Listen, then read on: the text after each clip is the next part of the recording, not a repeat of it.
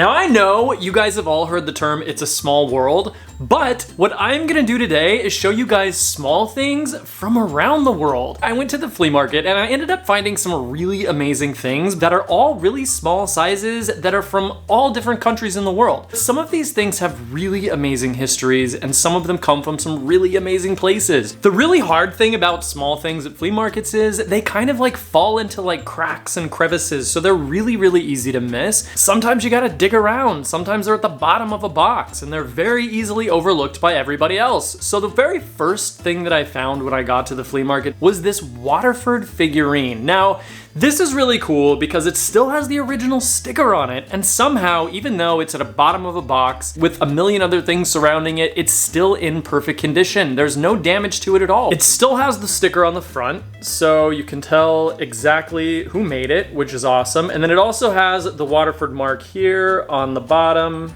I don't know if you guys can see it, but these things go easily for $35, $40, sometimes $50, and they only wanted $2 for it. So this was a really good thing to kind of like kick off the day. Now, Waterford is really interesting because it's an Irish company and they have been around for a really long time. They've moved their locations around many times over the last several years, so it's definitely not the same company that it was way back when they started. When they originally started, every single one of these cuts and every single one of these details would have been hand cut with a machine and by a single person. Something like this would have taken a very long time to make. There are some die-hard Waterford fans that really want the vintage Waterford crystal because this is the stuff that was made in Ireland. This is the stuff that was all hand cut. I'm gonna show you guys the difference. This is a vintage Waterford vase. Each one of these cuts would have been handmade. So whoever made this sat at a machine and they literally cut each one of these details by hand.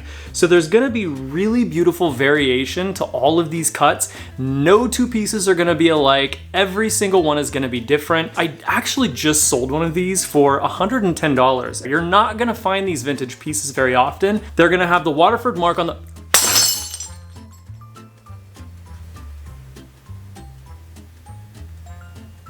Do you guys ever just have like a bad day at work? I may cry about this later. No! Somebody probably spent like 5 hours making that. Today's just not my day. Today is just not my day. So that is a vintage Waterford. That was a vintage Waterford vase. Be sure to handle with care. The next thing they had was incredible because these kinds of things just don't pop up very often, and they also just had it in the bottom of a box. You guys, this is an Orient and Flume paperweight. But seriously, Orient and Flume is a super expensive studio art glass company that started in California, and I believe they're in New York now. They actually make some of the most incredible art glass paperweights and vases and figurines that you're ever gonna see. Every single piece is gonna be signed on the bottom, but sometimes it's really hard to see, so you do have to look hard. This actually has the Orient and Flume sticker still attached, so this was really easy to spot. But what's really interesting about this company is they do a variation of style when it comes to glass. So they do some of the iridescent style glass, which has sort of like the silver speckles in it. They also do regular glass figurines, fruit-shaped glass. This is actually a style that they do as well, which is one of their most expensive styles. This has like a whole scene going on. It's got like cattails, and then it has these dragonflies kind of flying around, and then in the background it's got this like swirled pattern to it. So it's really beautiful, and I was really glad that this was in good condition because on their website something like this would go for $300 to $500. Some of the vases can go for over $1,000. So this is definitely one of those companies that is very collectible. I'm not gonna drop this though. Like this, I'm holding on to the next thing that I found was really very cool. This guy had a bunch of stuff just kind of scattered on the ground, and he had this little box sort of just shoved over to the side. So I went over to check it out, and lo and behold, there's just a little bird cage inside. What on earth do you do with a little bird cage like this? I don't know. It's just like a little ornament, so you can hang it on something, I guess. But when I opened up the box and I pulled it out, I noticed that this was completely hand carved from bone. It's got a really cool etched top to it, which is great. The little birdcage door opens up. This is a Chinese hand-carved birdcage ornament. Now, there's not a lot of these available. The one that I did see sold for $80, so I was excited to find something like this. They only want $5 for it. It's a nice little thing, you know, if you like bird cages made out of things that were once alive. So the next thing that I found was absolutely incredible, and I was so grateful that this seller just decided to shove all of these things in like a Tupperware upside down so nobody could see what they were until I was able to get over there and dig them out. Thank you, sir. Thank you, sir. These are from a Swiss artist named Arnold Zahner Reinfelden, and he was born in the early 1900s, but the majority of the stuff that you're gonna find from him is gonna be from the 1930s to the 1950s. A lot of his mid-century pottery is gonna be what's more popular, but this particular set was amazing because these things were all completely hand done. There's not ever gonna be two that are completely alike. Each one has a portrait of a child, so none of these are gonna be the same. Every single one is gonna be just a little bit different, which is kind of cool.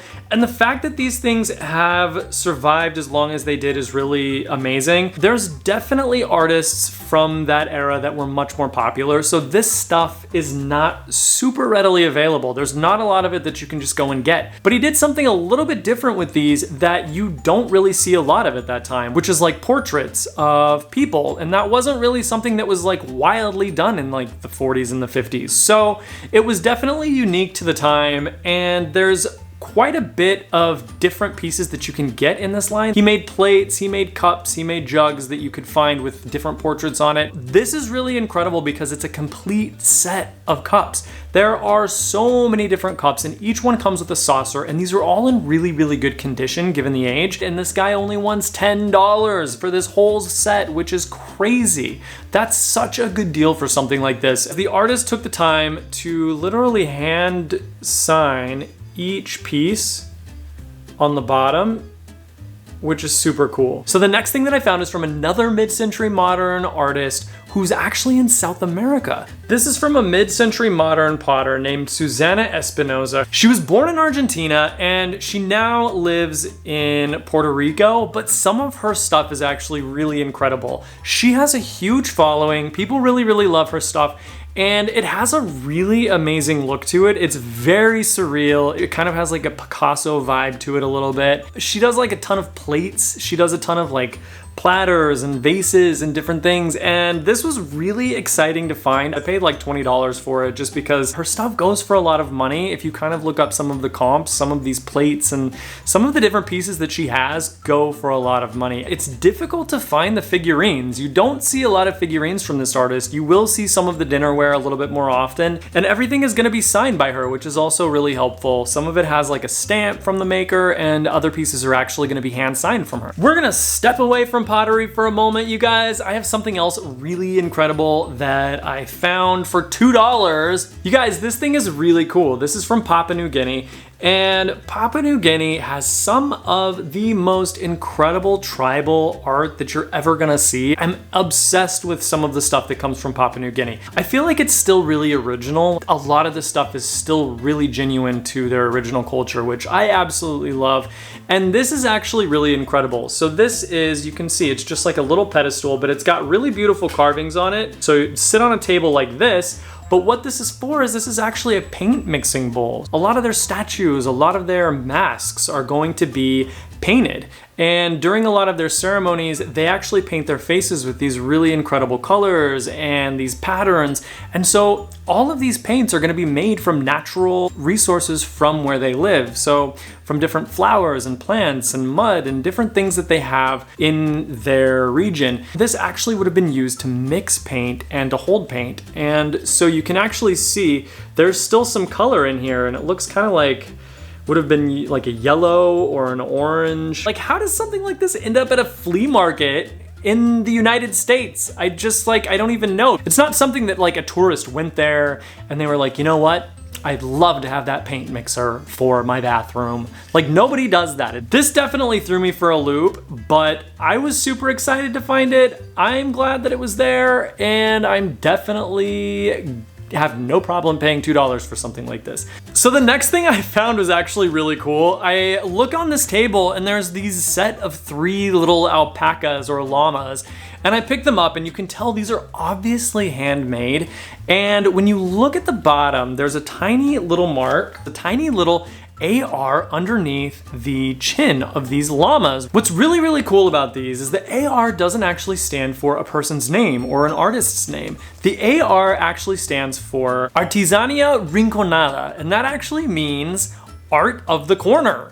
It literally means art of the corner in Spanish. This company is actually founded by 2 brothers that were born in the 1930s in Spain, but ended up moving to South America because Spain was going through some crazy civil war in 1936 and they couldn't stay there anymore. So when they moved to South America, they lived in this tiny studio apartment and they started this business making figurines in the corner of their apartment. And so they decided to call their company Art of the Corner, which totally makes sense. And now this company is massive and they have a huge following and they have been making these figurines for years and years and years, and they have like a whole like fan base and collectors club, which is really cool. And so I got them because you know what? They only wanted $5 for them. And you can kind of see there under the chin, it has the AR. And they're just kind of like, hi.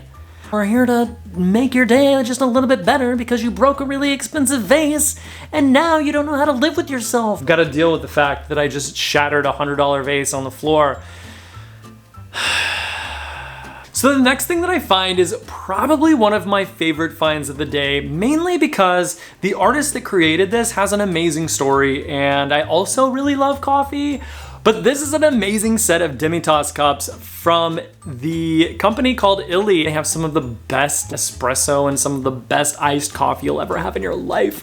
But they also have an amazing collection of very collectible Demitasse cups that they release every single year. And so once they stop releasing them, they become incredibly collectible, and there's a huge following for these cups. This particular set of cups is from one of those artists and is also one of those really collectible lines that was released in 1998. This line is from artist Robert Rosenberg, who was born in Texas in 1925. Illy partnered with Robert to create this amazing line. You can definitely see his style in the design of these cups because Robert was a huge part of the pop art movement. If you've ever seen any of his work, it's been in museums. He's incredibly famous for his style of work, but it has a really amazing mosaic look to it. There's a lot of really incredible colors and it's very modern, it's very contemporary, it's very pop art-esque. There's a lot of really incredible elements to this that you can see in these cups. He basically created this line of cups that were the map of major cities in the world. And so this entire set that I ended up finding for $5 at a flea market is the map of Mexico City. And so you can see it's got all of the streets, which is really cool. And then it has the artist's name here at the top, which is awesome.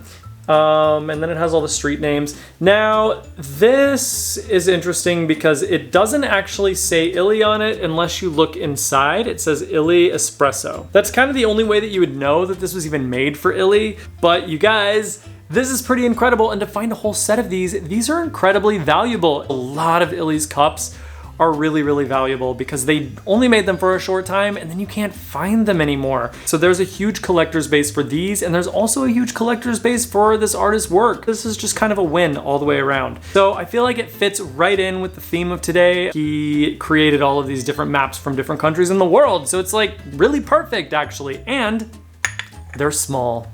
They're small, pocket-sized little cups of joy anytime they're full of espresso, and I'm gonna need some espresso after today, after breaking a $100 vase just for the sake of showing you guys. That's how much I love you. That's how much I love you all, is that I'm willing to break a $100 vase just to show it to you. And now there's a disaster on the floor that you guys can't even see, and I'm not willing to show you. So I want to hear from you guys. If you could visit any country in the world, where would it be and why would you go? Or if you've already been there and you want to go back, let me know in the comment section below what your favorite country was and what your favorite part about it was. Super excited to read your guys' responses. My favorite place so far, I absolutely love Lisbon, Portugal. It's one of these amazing little pockets in Europe that has somehow managed to not be super touristy yet, and I hope it stays that way because it's beautiful. It's got all of its old world charm with all of its modern conveniences. So I'm super excited to read your guys' responses,